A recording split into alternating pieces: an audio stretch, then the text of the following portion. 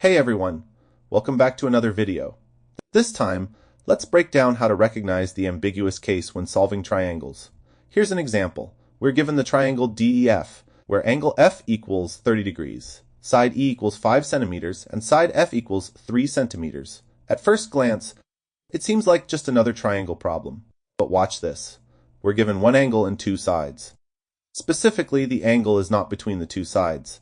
That means it's the SSA case side-side angle. And SSA is special. It's the only case where the triangle might have no solution, one solution, or two different solutions. This happens because side F acts like a swinging arm. If it's too short/shorter than the height, no triangle. If it's the base exactly or equal to the height, one triangle. And if it swings and hits in two spots or longer than the height, you get two different triangles.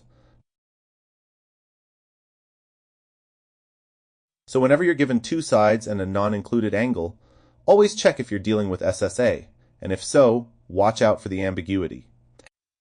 Now with that in mind, see if you can solve this triangle on your own.